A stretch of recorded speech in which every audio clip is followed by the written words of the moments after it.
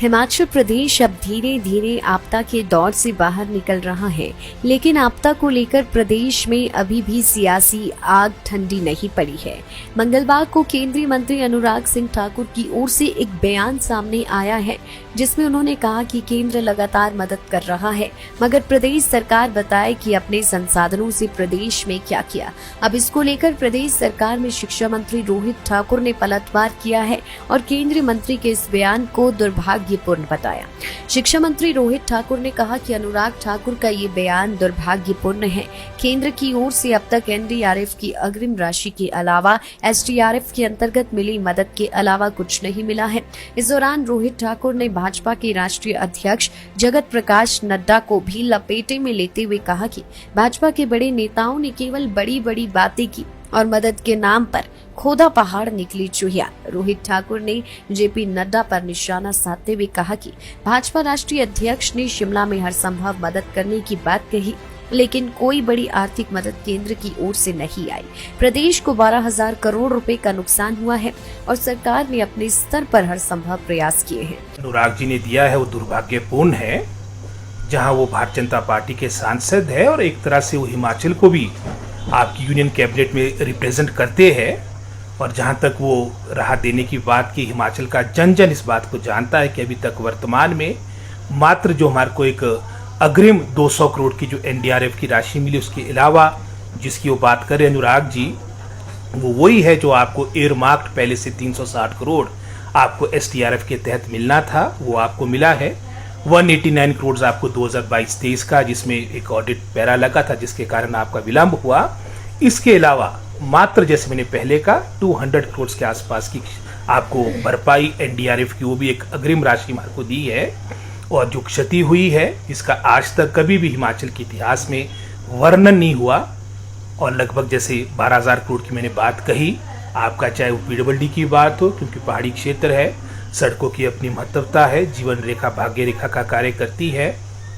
PWD में ही लगभग कोई 3,000 करोड़ के आसपास की क्षति हुई है। आपकी जल शक्ति विभाग में 2,000 करोड़ की क्षति हुई है। और जहां तक तो हिमाचल प्रदेश की बात वो कर रहे हैं कि हिमाचल प्रदेश क्या कर रहा है, हमारी सरकार क्या कर रही है, वो मैं समझता हूँ जन जन हिमाचल प्रदेश का इस बात को जानता है कि आज सरकार ने सभी जो हमारी चाहे फ्लैगशिप कार्यक्रम्स की बात थी, जो हमारी अन्य मैं समझता हूँ, और चाहे हमारी बजटरी जो हमारी कमिटमेंट्स थी, उसको मैं समझता हूँ अभी पहली प्राथमिकता अपनी राहत, अपने रिहेबिलिटेशन, पुनर्वास को देते हुए दी है। अगर आवश्यकता होगी तो जो जैसे माननीय मुख्यमंत्री ने कहा है, हमने जो अपनी बजटरी अनाउंसमेंट्स की है उसको हम दूसरी प्राथमिकता देंगे। लेकिन आज समय की आवश्यकता ये है, जो इतनी बड़ी क्षति हुई है वहाँ पर हमारे क्या कहते हैं प्रभावित लोगों को राहत दी जा सके। और इसी को देखते हुए माननीय मुख्यमंत्री शीघ्र हिमाचल का हमारा अलग से रिलीफ पैकेज भी शीघ्र अनाउंस करने जा रहे हैं। और जो अनुराग जी ने कहा ये बहुत ही दुर्भाग्यपूर्ण है और आज समय की आवश्यकता थी। जैसे गुजरात में भुज के मामले में, या उत्तराखंड में केदारनाथ का, जिसका काफ़ी डिटेल में भी सेशन के दौरान चर्चा हुई, लगभग कोई 9,000 करोड़ के आसपास की उस वक्त केंद्र में आपकी यूपी सरकार थी, डॉक्टर मनमोहन सिंह जी प्रधानमंत्री थे। एक उदार सहायता उत्तराखंड की सरकार को दी थी। यहाँ बातें बड़ी बड़ी हुई। नड्डा जी की स्टेटमेंट भी मैं पढ़ रहा था जब हिमाचल आए थे, 3-4 जगह जाकर उन्होंने प्रभावित क्षेत्र का दौरा भी किया। अखबारों में स्टेटमेंट आई कि जो हिमाचल मांगेगा वो हम देंगे, लेकिन खोदा पहाड़ निकला चूहा। और लेकिन चलो हम वही आशा रखते कि अभी भी प्रदेश की मदद हो जाए, क्योंकि सबको पता है कि हमारी छोटी स्टेट है, लिमिटेड हमारे वित्तीय संसाधन है, और उसके बावजूद भी हमारे माननीय मुख्यमंत्री, हमारी सरकार, जैसे मैंने पहले कहा, पूरे अटल निश्चय के साथ हिमाचल के पुनर्वास का, अपने पुनः मैं समझता हूँ इस त्रासदी से बाहर आने के लिए हर संभव जो कदम उठाने होंगे हम उठाएंगे सर। इसमें भी केंद्र से मार्को, क्योंकि गवर्नमेंट ऑफ इंडिया की मिड डे योजना है, मिड डे मील योजना है, इसमें मार्को अभी तक पैसा नहीं मिला था। लेकिन विधानसभा में चर्चा के दौरान ये बात भी कही थी कि हम अपने संसाधनों से, जो 4-5 महीनों से हमारे को मैं समझता हूँ हमारे कर्मचारियों को जो हमने ऑनरेरियम के रूप में रखे हैं, लोग रखे हैं, उनको हम उनकी मासिक पे बनती है वो हम देंगे। सर बजट कब तक जारी होगा? वहीं शिक्षा विभाग में 6,000 लंबित पड़ी भर्तियों को लेकर शिक्षा मंत्री रोहित ठाकुर ने कहा कि भर्तियों के अटकने की सबसे बड़ी वजह हमीरपुर चयन बोर्ड है। पूर्व सरकार के दौरान भर्तियों में धांधली हुई है। प्रदेश सरकार जल्द ही इन भर्तियों की प्रक्रिया शुरू कर देगी। देखिए, उसका मुख्य कारण ये जो हमीरपुर में जो आपका पिछली सरकार के कार्यकाल के दौरान जो चयन आयोग की अनियमितताएं निकली है, वो उसका प्रमुख कारण है। वहाँ पर सारी बातें अंडर इन्वेस्टिगेशन है, लेकिन जैसे माननीय मुख्यमंत्री ने सेशन के दौरान भी ये बात रखी थी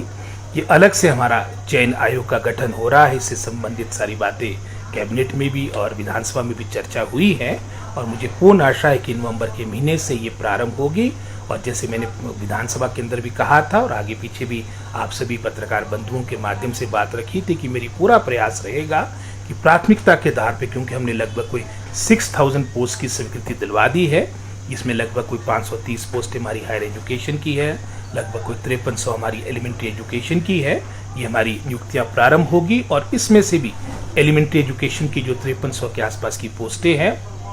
इसमें से भी 2521 पोस्टें जो हमारी मैं समझता हूँ बैच वाइज जो आपकी अपॉइंटमेंट्स होनी है, वो प्रक्रिया प्रारंभ हो चुकी है। ऑन बीएड का भी जो विषय रहा है और पिछली सरकार के टाइम में रिक्रूटमेंट नाम मात्र हुई है और जैसे मैंने कहा 6000 पोस्ट की हमने सैंक्शन ले ली और इसके अलावा भी 3-3,500 पोस्टें हमने इससे पहले आपकी प्रमोशन के माध्यम से, उदाहरण के तौर पे प्रिंसिपल्स की प्रमोशन पिछले 6 वर्षों से नहीं हुई थी, हमने लगभग कोई 76 लोगों को प्रमोट करके, जितने भी हमारे दुर्गम हमारे गवर्नमेंट डिग्री कॉलेजेस थे, चाहे चंबा की बात हो, सिरमौर की बात हो, सभी जगह अधिकतर आपके प्रिंसिपल्स की नियुक्तियां कर दी है। आपकी स्कूल कैडर के भी लगभग कोई 250-300 प्रिंसिपल्स के पद भरे हैं, इतने ही पद हमने हेड मास्टर्स के भरे हैं, लगभग पीजीटी की लगभग कोई 400 के आसपास की नियुक्तियां हुई है प्रमोशन के माध्यम से। अभी भी ये प्रक्रिया प्रारंभ है और मेरा पूरा प्रयास रहेगा कि कुछ महीनों के अंदर जो ये शॉर्टफॉल है, जो गैप है, इसको पूरा किया जा सके। उसमें आधा विभाग तो शिक्षा विभाग ही है, जहाँ टोटल आपकी मैन पावर लगभग कोई 2.5 लाख कर्मचारी अधिकारी है हमारे पूरे हिमाचल सरकार के अधीन। उसमें से लगभग कोई 50% के आसपास उसमें जो योगदान होता है उसमें हमारे शिक्षा विभाग के हमारे टीचर्स हैं, नॉन टीचिंग स्टाफ। तो यही कारण है कि इसमें स्वाभाविक है जब आपकी संख्या ज़्यादा होगी तो ट्रांसफर भी ज़्यादा होगी और ये कारण हो सकता है जो आप ये बता रहे कि ट्रांसफर क्यों होती है ज़्यादा शिक्षा विभाग में, क्योंकि 50% से अधिक आपके जो हमारा स्टाफ है, जो हमारे अधिकारी कर्मचारी टीचिंग नॉन टीचिंग स्टाफ है, वो हमारे शिक्षा विभाग के हैं। हमने बात कही कि इसका ये लैप्स ना हो और हम इससे संबंधित शीघ्र अपनी एक पॉलिसी जिसके माध्यम से आपकी भविष्य में एनटीटी की रिक्रूटमेंट हो, हम कैबिनेट में लाएंगे और जैसे हमारे को वहाँ से अप्रूवल मिलेगी हम ये प्रक्रिया प्रारंभ करेंगे। इस समय मैं इस बात को बिल्कुल दावे से कह सकता हूँ, नाम मात्र डेप्यूटेशन हुए, बल्कि हमने जो पिछली गवर्नमेंट के टाइम में जब ताबड़तोड़ आपके डेप्यूटेशन हुए थे, अधिकतर हमने कैंसिल किए। कुछ ऐसी जगह आपके डेप्यूटेशन वर्तमान में रह गए, उदाहरण के तौर पे जैसे बीबीएमबी का प्रोजेक्ट है हमारा, तो उनके साथ हमारा समझौता है कि कुछ स्टाफ हिमाचल सरकार का वहाँ पर रहेगा और हमारे ही लोग को सर्व कर रहा है ये क्षेत्र जहाँ पर ये स्कूल्स बने हैं, या कुछ चंडीगढ़ में है तो वहाँ की जो पे है वो वहीं पर जो हमारे बॉडीज़ है, उदाहरण के तौर पे हमारी CRT है वो ही देती है। और इसके अलावा जैसे उदाहरण के तौर पे उनकी नियुक्तियां आपके दूरदराज के क्षेत्र में होती थी और बैठते थे यहाँ पर डायरेक्टरेट में या डिप्टी डायरेक्टर के दफ्तर में, अधिकतर इस तरह की जो आपके डेप्यूटेशंस थे वो पिछली सरकार के कार्यकाल के जो थे वो हमने कैंसिल कर दिए हैं। और इस कार्यकाल के दौरान मैं समझता हूँ ना मात्र एक आधा कहीं होगा तो मैं कह नहीं सकता, हमने कोई भी डेप्यूटेशंस नहीं दिए, विशेषकर टीचिंग स्टाफ की। 3-4 ऑप्शंस है, ये सारी बातें कैबिनेट में जाएगी और कैबिनेट की मोहर के बाद ही मैं इसके बारे में अंतिम रूप में कह पाऊंगा। लाइव टाइम्स टीवी के लिए शिमला से विक्रांत वर्धन की रिपोर्ट।